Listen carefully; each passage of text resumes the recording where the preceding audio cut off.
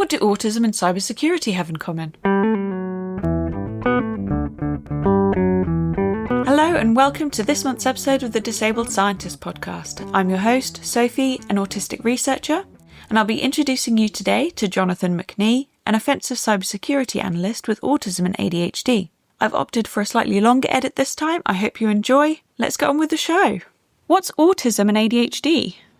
Yeah, good question. I mean, so there are a bunch of different ways that question could be answered, right? There's like a clinical definition, and then there's a social definition, and there are all sorts of different ways of describing it. I think the easiest way of describing it is how you see it in most scientific papers that you read, which I'll just start with autism. Autism is a lifelong neurodevelopmental condition that affects the way that you process and think about social and sensory information. I think that's the easiest way to put it. I think it's a disability. It has disabling features to it, and it mostly changes the way that you think about and perceive social situations. That's the way it impacts me the most. Mm-hmm. And ADHD is, again, another way that your brain can be wired and configured that makes it hard to stay on task, basically.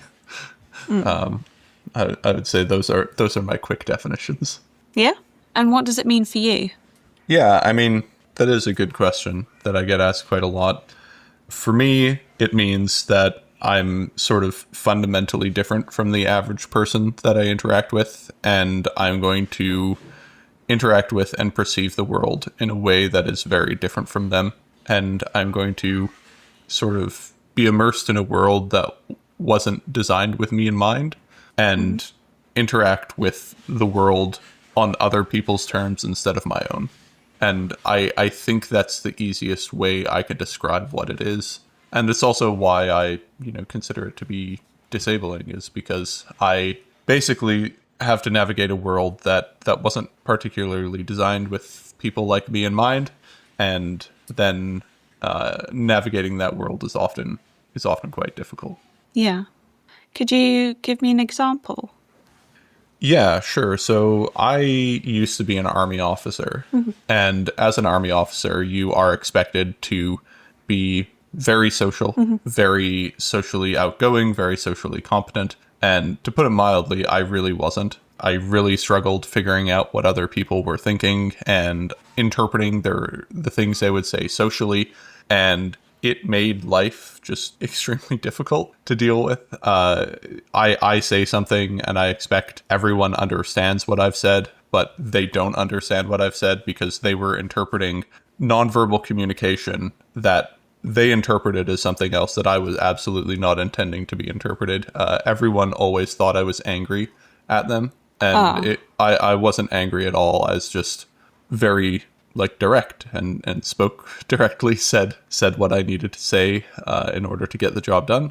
And that got interpreted as anger, or I would be talking to someone else and they would be trying to communicate subtle information to me without saying the thing they were supposed to be saying. And I just simply wouldn't pick up on it at all. And they would think I was picking up on it and I wasn't. And then there's also just, there's an expectation of normativity in most places, where there's an expectation that you will be a certain way, that you will act a certain way, that you will behave a certain way. And when you don't, you get socially punished for it, basically. When you fall outside of the norm, people want to make sure that you fall back into that norm. And so, yeah, that's basically the easiest examples I can think of. When you say people want to make sure that you fall back into that norm, what sort of thing might happen?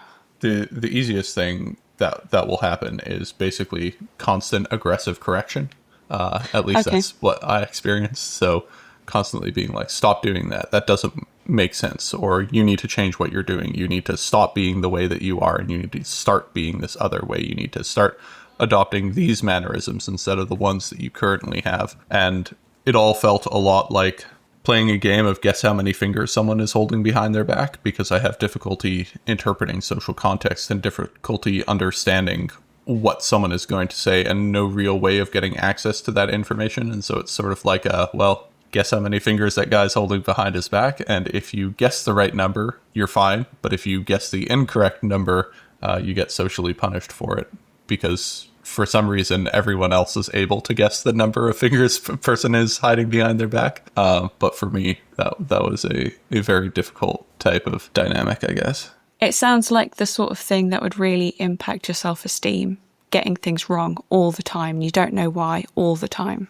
Yes. Yeah. So I was fortunate enough to learn that I had autism at a fairly young age, like not super young, but when I was 16, I learned I had Asperger's syndrome. And that really helped a lot. If I didn't know that I had Asperger's, I probably would have been a lot harder on myself. But because I knew, I would say, okay, I'm missing these things, but it's fine that I'm missing these things because I just have a brain that works very differently. However, I think it would have ended up much different if I had not had that diagnosis. If I didn't have words to express why I was experiencing the world differently, I think things would have turned out much worse. I received an autism diagnosis a bit later in life, in my 20s.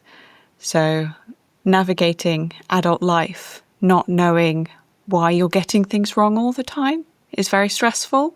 Yes, that is. So as a hobby, I do autism research and look at the intersection between autism and specifically autism and religiosity. And so I track a lot of people who are autistic and get diagnosed later in life. And I found that the people who get diagnosed later in life have significantly more self-esteem issues and like significantly more mental health issues related to anxiety and things like that. It isn't that the people diagnosed early are having a good time. It's that the people diagnosed much later often have a lot more issues because a lot of the sort of identity formation and self-assessment that you do in your late teens, early 20s, if you do that not understanding you're autistic, it can have some pretty large knock-on effects, I guess. Yeah, that makes sense. Do you talk to your colleagues about being autistic? Typically, I don't. Well, I mean, it really depends, right? So when I was working in the Army, I was in cyber warfare. And in cyber warfare, there's a sort of selection effect that happens where we are disproportionately represented in that field. And so I would share it with other colleagues that I thought might be autistic as well, mostly so that they might understand that they're undiagnosed autistic. And oftentimes I walked quite a few of my colleagues through the diagnostic process and helping them realize they probably had autism. And so I'd share it with those people, but generally speaking in the military, I kept it quite close to my chest. After I would work with a supervisor for like 6 to 8 months, I would let them know I have autism, just so they could understand the quirks in my behavior. And a lot of times when I explained it to them, they would go, oh, yeah, okay, this is connecting a lot of dots for me. Yeah. So that happened a lot. But generally speaking, I wouldn't share it outside of people who regularly interacted with me on a day-to-day basis, or people who I thought might have autism and might benefit from knowing that they had it. So after I left the military, I now work in the private sector. I typically didn't share it with anyone other than like the people who already knew me from my government life, who already knew I was autistic. But then for Autism Awareness Month, they were looking to do some sort of presentation about autism. And I said, well, I'm probably the best person to do this. So I sort of outed myself to the whole company doing How was that? An autism presentation. It went over really well. They were very understanding.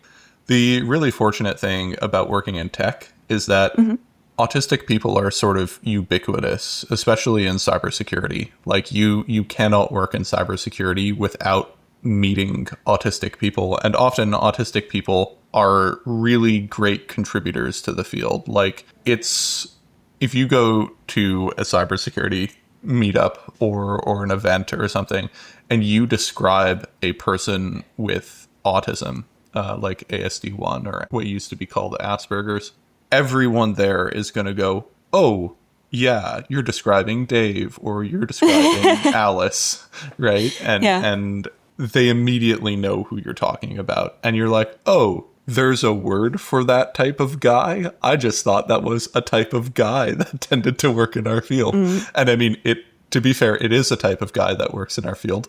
But yeah, so giving that presentation and just sort of describing what autism is, I had a whole bunch of reactions. One of the reactions was, wow, this has been really enlightening. Like I didn't know this was a thing, but now that you say it's a thing, this is answering so many questions that I didn't think I even had. And this is connecting dots for me that I previously hadn't connected, just because, like I said, you definitely know someone on the autism spectrum. If you work in cybersecurity, you probably know many people on the autism spectrum. And, you know, you've probably ran into many of the quirks that autistic people have and wondered, what's going on with that guy? And my presentation sort of answered those questions. And so that was the majority response. And they were really appreciative, and a lot of them were really happy. The second response was a bunch of people reached out and said, I think my kid might have autism. Can you help me with that? And I was like, yeah, of course. So walked them through that and walked them through how, like, what the signs were, what books to read, how to get your child diagnosed in Canada, and what the diagnostic process looks like, and pros and cons, and walk them through that. And then the next most common one was people reached out to me to say, I think I might have been undiagnosed autistic. Everything that you said in your presentation resonated with me in a way that I have never really resonated with anything in my life. Do you think we can get lunch and talk about this? So overall, it went really well. And like my workplace is very accommodating. I'm very lucky to now be in the place that I am, where they don't really care if you're weird. They care if you get the job done, and I'm really good at getting the job done. So whatever they can do to empower me to hit the targets that I need to hit, they will do. So there's a lot of leeway given to me because I have autism, and there are a lot of accommodations given to me, and just a lot of understanding that might not be there if they didn't know I have autism. But because they do, they're basically just willing to give me more slack on things that I struggle with. But also, they don't really care that they have to give me more slack on those places because I make up for it in other places, right? So yes. Yeah, it's actually been way more positive than I thought. Like I was initially dreading outing myself to the entire company as having a neurodevelopmental disorder, but yeah, it went really well. From what you've been saying, it sounds like it was actually quite a gift to the whole company.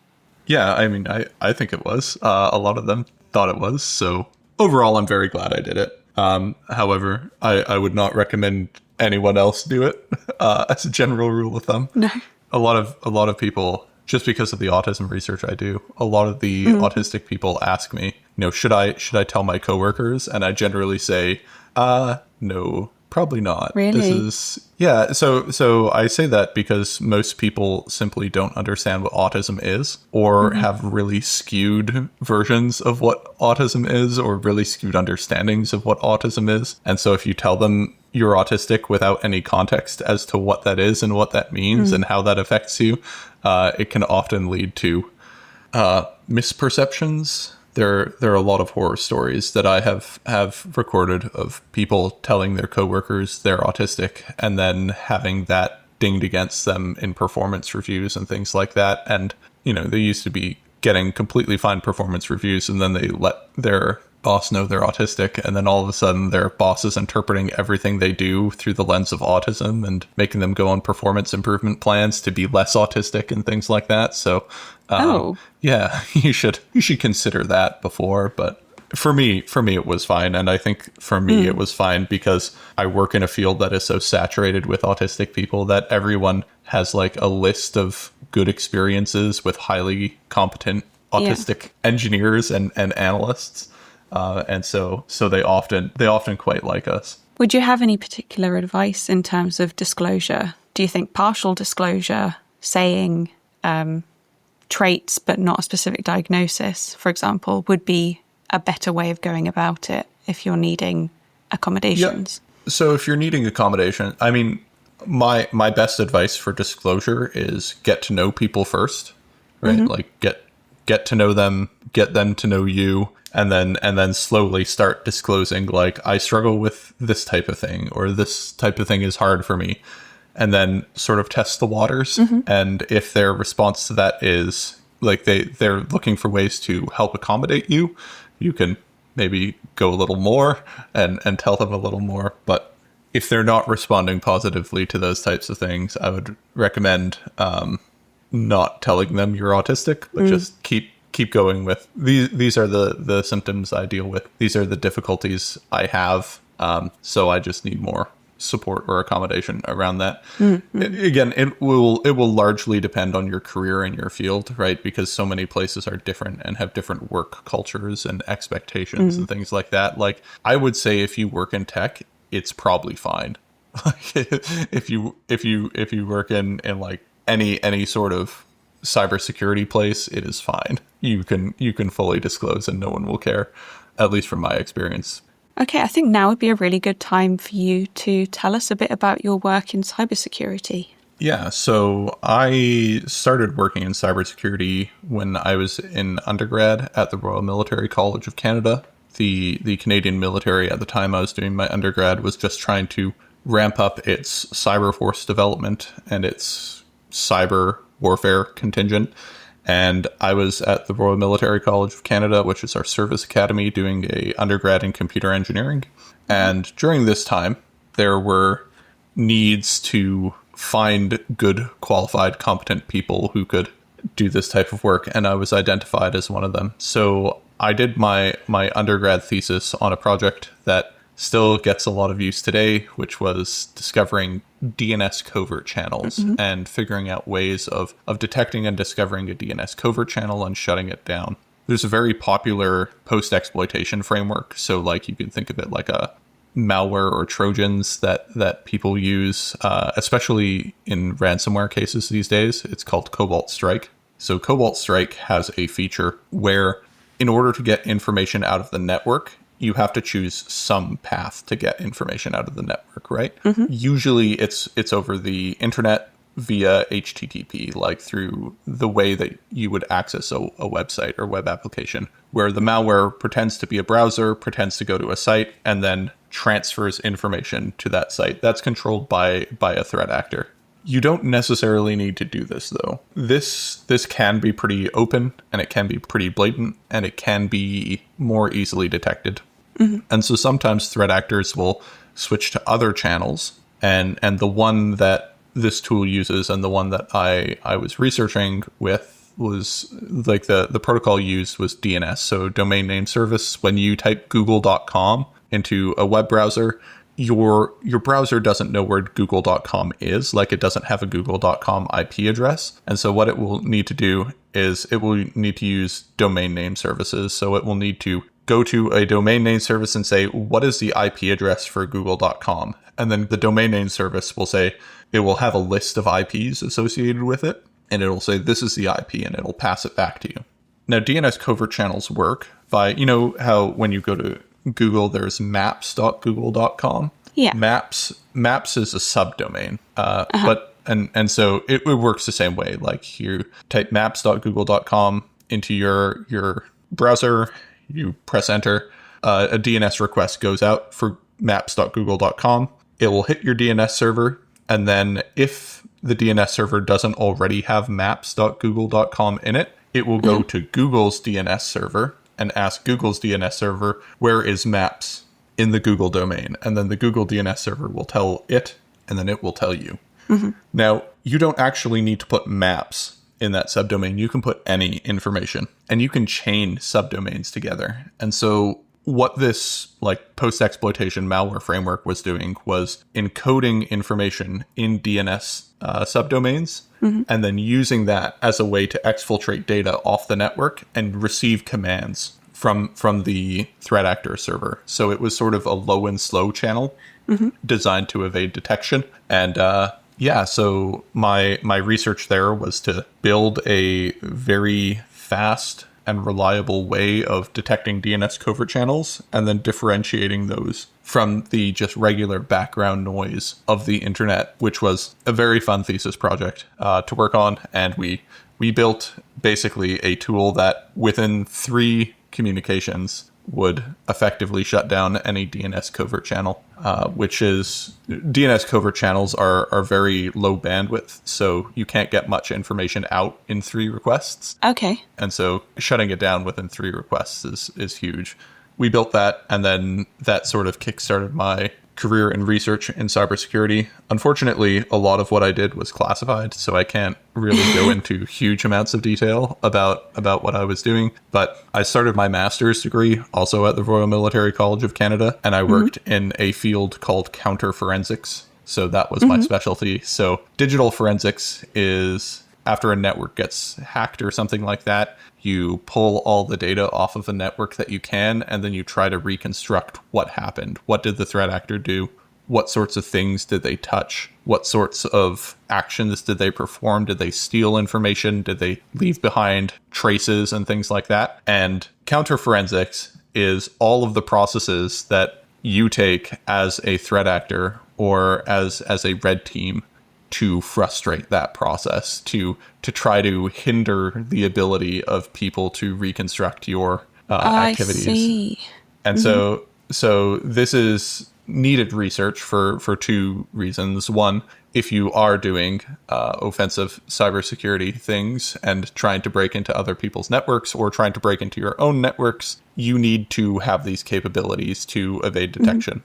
And then not only evade detection, but deny people the ability to figure out what you did. Because if they can figure out what you did, they can make a better plan to stop you in the future. But it's also really important because we know that people will do that to us. And we sort of need to figure out what sorts of things are they going to do to us so that we can prevent them from doing that to us in the future. And that was mostly the focus of my research, was sort of counter-forensics for blue team defensive purposes, where my whole goal was to think about, okay, what are the potential threat spaces that we can be facing in this sort of world as a defender, and then how would someone break this? Like, how would someone deny us the ability to see inside our own network and defend that network? How would they want to hide from me? And so I did a lot of research in that area. I found quite a few novel techniques for hiding on Windows domain systems and communicating on Windows domain systems in ways that were difficult to detect. And like a lot of this job is figuring out how to make this trade-off that we have. So most of the research, you can do most things on a computer pretty easily, but you can't do most things on a computer very easily silently or quietly. Oh. Mm-hmm. And so you have a sort of speed and volume trade-off. The metaphor I use is every action you do sort of increases your volume on the system, and you need to keep yourself at a whisper, because if you keep yourself at a whisper, you get droned out by all the other noises being made on the computer or on the network. But you need to find a way to balance that. And so a lot of the work was doing that sort of balancing act and figuring out where the breakpoints were, where those things were.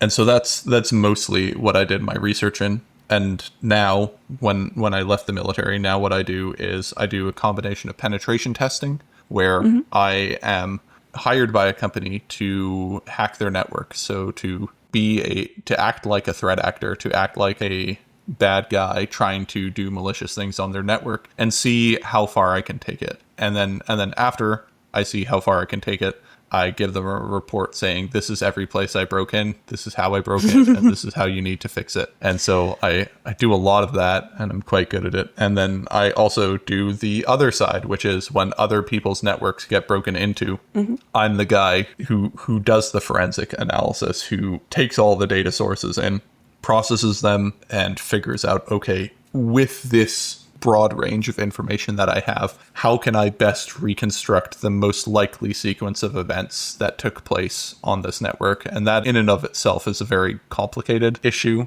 because proving what happened versus what's likely to have happened are very different things. But yeah, so that's sort of the broad overview of my work and my research career. I did most of a master's degree. I almost finished the master's degree. I basically did all the technical work, and then I got to the point where I had to write up my thesis, and at the same time, COVID hit. Okay. And I got a job offer working for the company that I work at that was way better than any money that I would make as a master's student, which, Yeah.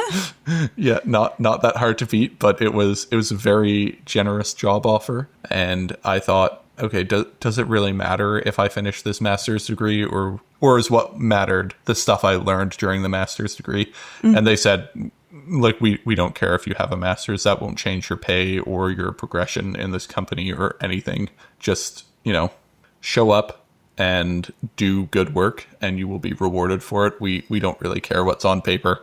It's like, okay, sounds good. I guess I'll do that. So I dropped out of my master's program and then just started working full time. I did not like academia.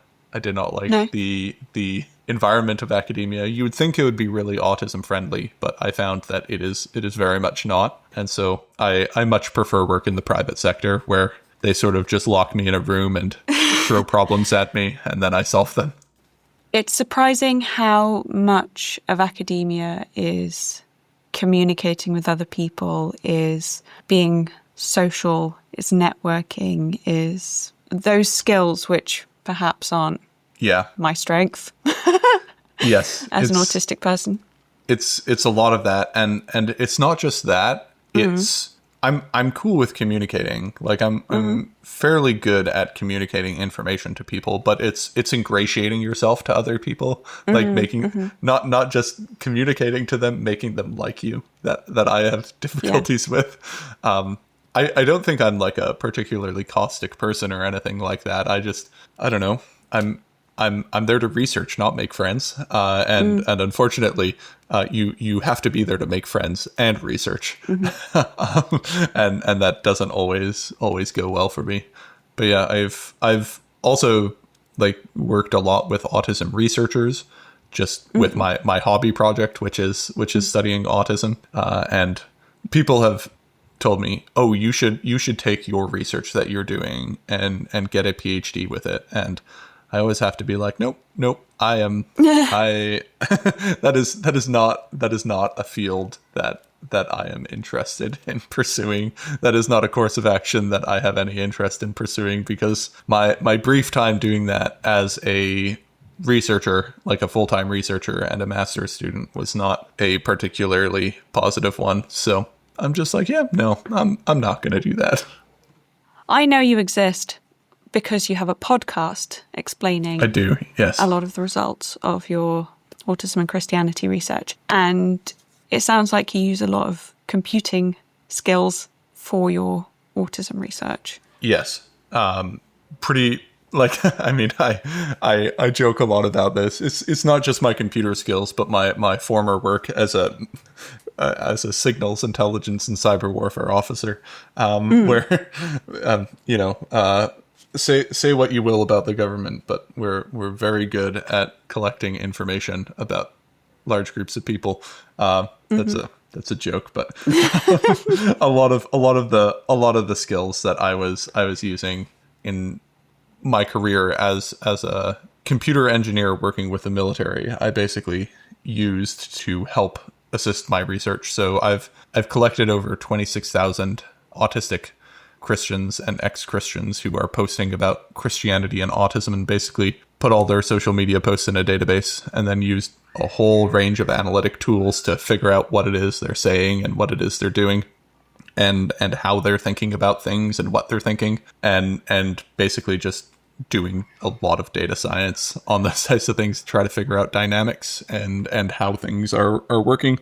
I also put out surveys and I do long form interviews and things like that. But I come at this from a very heavy data science perspective, I would say, rather than like a classic disability studies lens, which puts me sort of at odds with some of the people who do research in my field. I mean, it's like, to be clear, it's a hobby. It's just something I like to do for fun. I've built quite the operation finding and then collecting and reading the posts of autistic people. I would really love for somebody to do the same for STEM. If somebody could do an autism in STEM thing, that would be great. It would be. I think one of the things that I really value about listening to your podcast, in addition to the fact that a lot of the difficulties that we faced in religious environments are almost certainly going to be seen in other environments. Yeah. In the episodes where you explain your methodology, you talk about finding people who aren't explicitly saying that they are autistic on their social media. And that's really important in terms of the sort of person who would explicitly say that they are autistic on their social media is a different sort of person. Yeah. So I think this is sort of like an issue with autism research more broadly. And like, I'm not like pointing fingers or blaming anyone. Like this is sort of just a difficult research problem to solve that I have only been able to solve from years and years of working on the same problem. And I understand most people working in academia do not have the luxury of just studying one topic for 10 years and just only focusing on that and never having to publish papers or anything. So I'd say this from a place of, I guess, academic privilege. But I find a lot of autism research has a pretty significant selection bias in a lot of the ways that it selects the people that it looks for autism research, especially when I look at papers that do online autism research. One of the examples I give is a lot of papers will look for autistic people and what they're posting by looking for the term #actuallyautistic or the term actually autistic.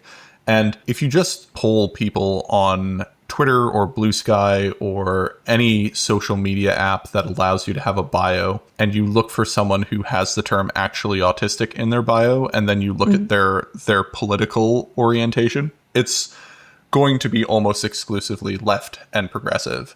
There are some exceptions to that, but like 95% are going to be left progressive. And that's not to say these are bad people to survey. They're not. Like I'm very much in that group and in that subcategory. However, autistic people exist in pretty much every place on the political spectrum and exist all over the place. And the type of person that identifies themselves with the #actuallyautistic is the type of autistic person who's interested in advocacy, who's interested in being visible, who's interested in talking about autism and autism-related issues. And that is not every autistic person by a very long stretch. And so if you only select those people, you're going to get a very skewed sampling of what autism is and not a sort of accurate representation of the full breadth of autistic attitudes on things like neurodiversity or things like, you know, what does it mean to be autistic, or how should autistic people respond to various issues. And so, yeah, this is a problem that I see coming up quite a bit, where I look at other online autism research and their methodology for selecting people, and their methods are usually using like self-identifying characteristics, and those self-identifying characteristics rarely work for finding non-biased sample sets. And so you accidentally create a situation in which you've given your data set a massive survivorship bias, because the only people that you will catch are the people who are the ones who are the type that will publicly identify, and not the ones who will maybe say in a comment, you know, oh, I'm autistic or something like that, but not say it anywhere in their bio or anywhere easily identifiable.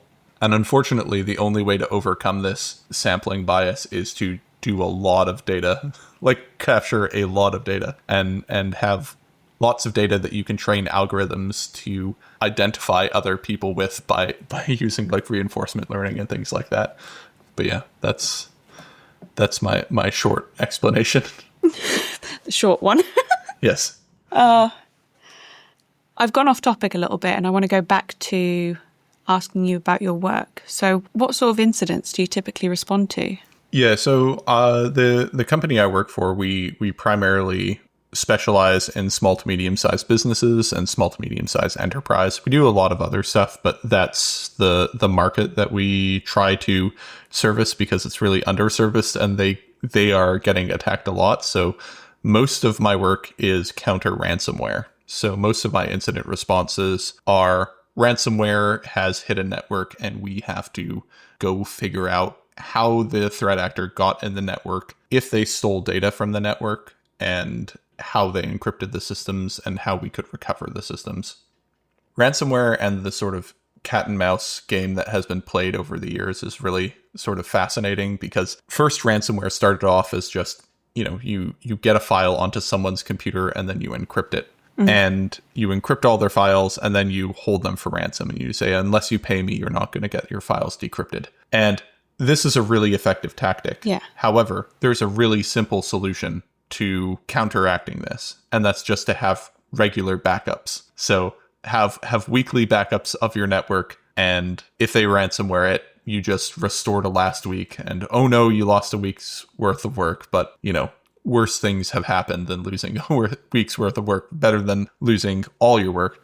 True. And so then threat actors started targeting backups and targeting the backup strategies and knocking those out of commission, or they stay on the network for a really long period of time. And so they stay on the network for 30 days before they start the ransomware. So even if you back up to a place where their malware is still on the system and they can just come back and ransomware you. So we've seen a few cases of that exact thing happening where a network gets ransomwared and then they revert to backups, but the backups they revert to still have the threat actor's malware on them. And so the threat actor just comes back and re-ransomwares their network and over and over and over. And now we see what's called double extortion. And so ransomware is single extortion, but double extortion is they go on your network and then they steal as much company data as they can. And then after they steal the data, they put it online in an encrypted format and say,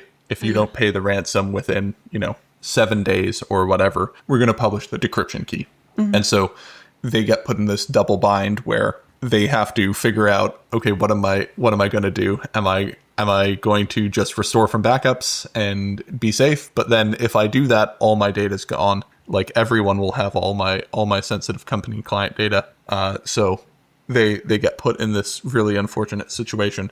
And most of the time when I get called, so my company stops a lot of these attacks from happening. That's like what we get hired to do. We have like a service monitoring, and as soon as a network gets compromised, we basically shut the compromise down, shut the people down, and restore the network back to its safe state. But often after a company gets ransomware, they don't know what to do. And so they come to us. And that's my job. I typically see them after the ransomware hits. And then I have to go in and I have to figure out, okay, how did the threat actor get in? And this is often really difficult, right? Because the systems got encrypted.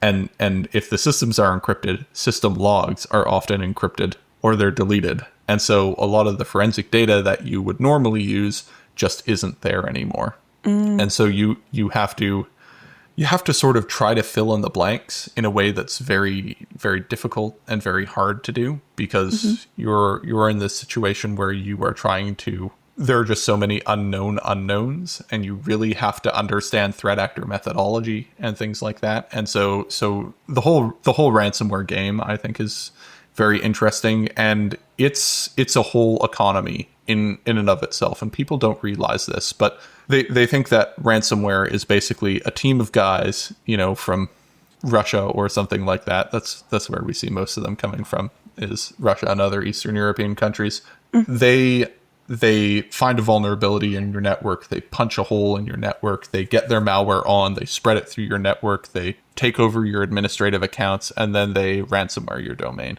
And that's not actually what happens. What happens is there's a whole economy and a whole ecosystem where you have like what's called ransomware as a service, where you have teams that will find initial accesses to a network. And then they'll say, okay, I have an initial access to this network. I want to sell it on the dark web. I want to sell access to another group.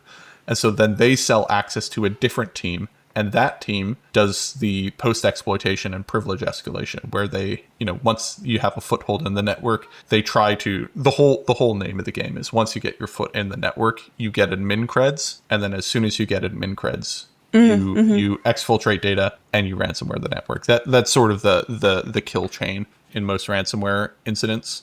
But in these particular cases, the people that do the exploitation often don't have the ransomware themselves. They buy the ransomware from a ransomware group, right, or they will be subscribed to a ransomware service where the ransomware developers will be constantly modifying and changing their malware to get ahead of security researchers like myself. So then they do that, and we're back there trying to figure out what they did and how their ransomware works to see if there are any ways that we can circumvent it or stop it. And so it's actually like 4 different groups of independent people all selling things to each other in order to extort and get financial leverage over companies. And that's actually what it is. Instead of just one team, it's a whole group of different teams doing individual parts and then selling those parts to each other in order to make a successful ransomware attack. So we'll often see someone will get initial access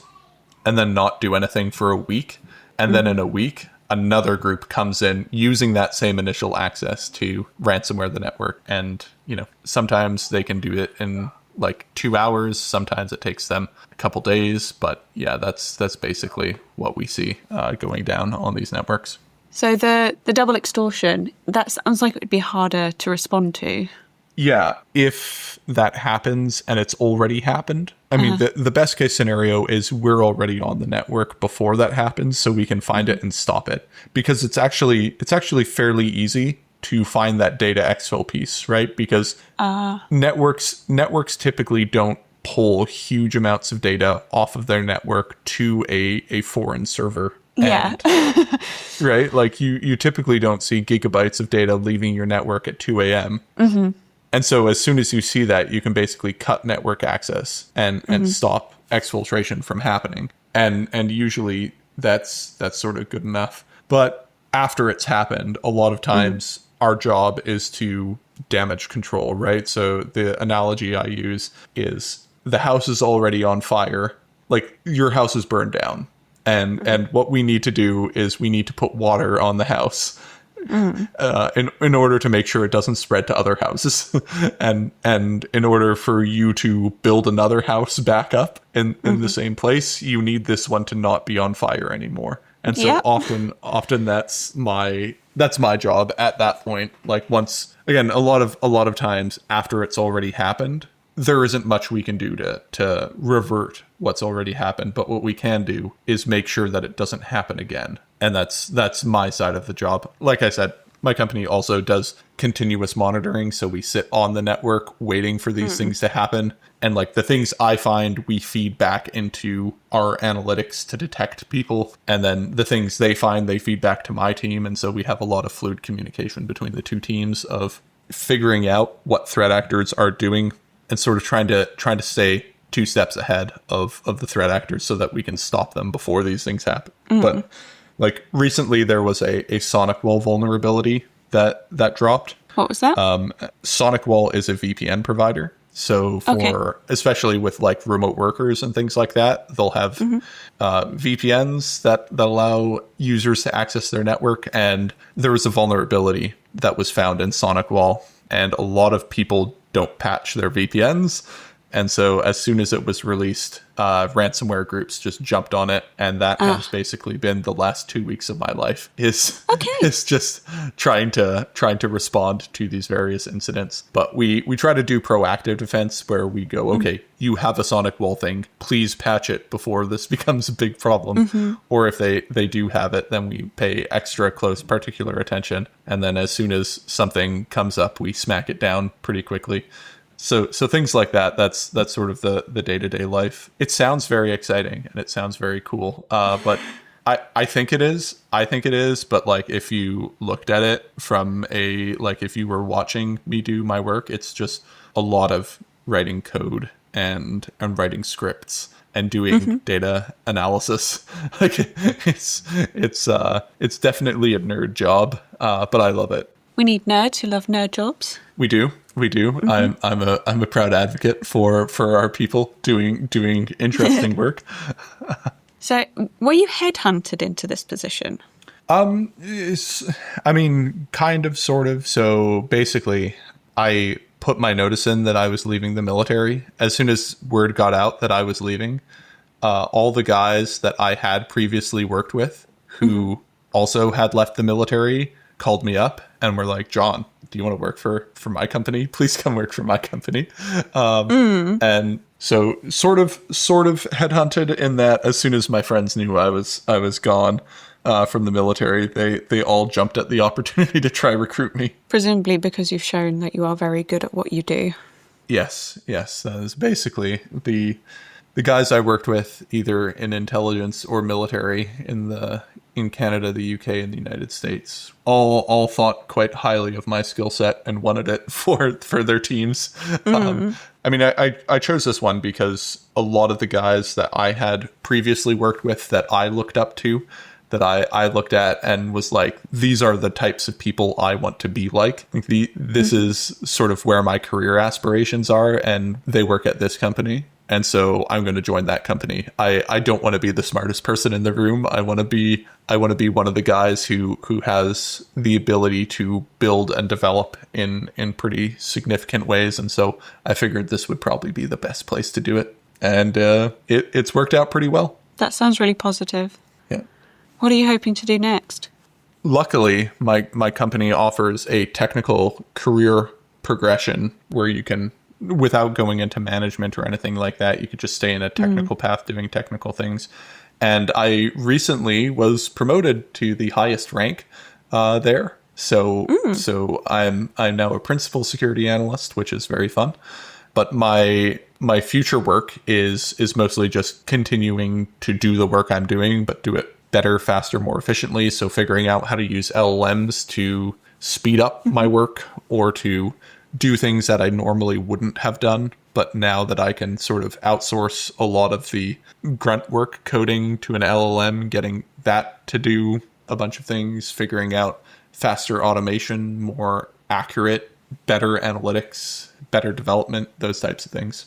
So more of the same, essentially, but just being better at more of the same. Yeah. It's a continuous iterative process of improvement.